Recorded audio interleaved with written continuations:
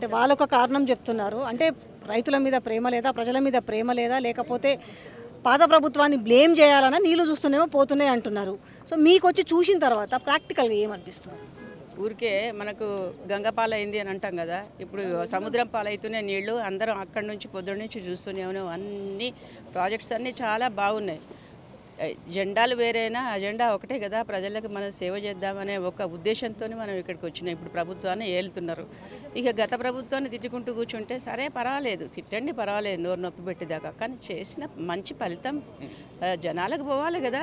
అసలు ప్రజలకు ఉపయోగపడని అది అట్లాంటి ప్రభుత్వం ఎందుకు? ఆ ప్రభుత్వం చూస్తుంటే కళ్ళు పొద్దున్న నుంచి ప్రాబ్లం అనిపిస్తుంది. ఇంత బాగా బాధ అనిపిస్తుంది. ఇన్ని ప్రాజెక్టు ఇంత దివ్యంగా ఇంత బాగా పని చేస్తుంటే వాటిని ఉట్లిగా ఎండబెట్టి ఎందుకట ఎందుకు ఏం కాదు, చక్కగా ఉన్నది. మేము పొద్దున్న నుంచి చూసినాము, నిన్న కూడా చూసినాము. అసలు ఉత్తిగా ఎండబెడుతున్నారు. మా మీద కోపంతో, అంటే బీఆర్ఎస్ ప్రభుత్వం మీద కావచ్చు, మా కేసీఆర్ గారి మీద ఉన్న ద్వేషంతో పాటు ఇట్లా చేయడం అనేది, రైతాంగాన్ని నష్టపరచడం అనేది ఎవ్వరూ భావ్యం కాదు, ఎవరు హర్షించరు.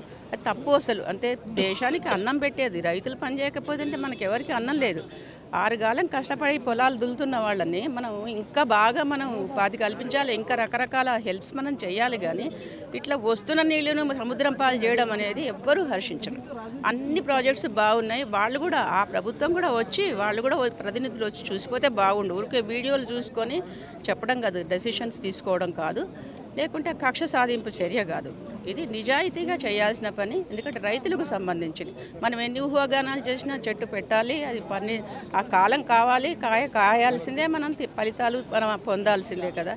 దీనికి కావాలంటే 6 కాలం కష్టపడాల్సిందే రైతు. వాళ్ళకి ఎంత హెల్ప్ చేసినా తక్కువే. ఎందుకంటే మనది రైతు ఆధారిత ప్రభుత్వాలు ఇవన్నీ. దేశం అంతా కూడా ఎక్కువ మంది రైతులే. అసలు వర్షాకాలం పోయిన తర్వాత నీళ్ళు ఎక్కడి నుంచి వస్తాయి? అసలు ఫ్యూచర్కి కూడా మనం నీళ్లు మనం ఎంతో స్టోర్ చేసుకోవాల్సిన అవసరం ఉంది. నిన్న రావణ చెప్తున్నట్టుగా మనకు రోజుకో 24 గంటల్లో 2 గంటలు మంచినీళ్ళు వస్తాయి.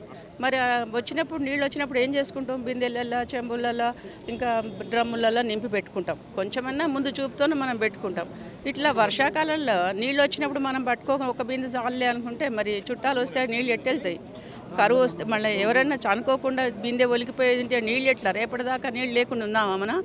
మరి నీళ్ళు అయితే నీళ్ళే కదా ప్రాణాధారం. ఇప్పుడు వర్షాకాలంలో నీళ్ళని సముద్రం పాలన చేసి ఇంకా తర్వాత ఇంకా చేసేది ఏమున్నది? చెరువుల నీళ్లు పోయిన తర్వాత ఇక నువ్వు కానకట్ట గట్టి చేసేది ఏమున్నది? వగసేది ఏమున్నది?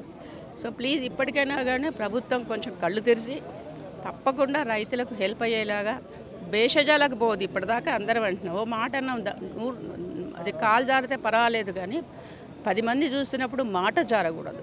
ఎందుకంటే ఇప్పటికైనా కానీ భేషజానికి పోకుండా రైతులకు హెల్ప్ అయ్యేలాగా, సాయం అయ్యేలాగా కొంచెం మళ్ళీ ఆన్ చేయండి, పంపులన్నీ ఆన్ చేయండి, ఫ్యూచర్గా ఆలోచించండి. నేను రిక్వెస్ట్ చేసిన ప్రభుత్వాన్ని.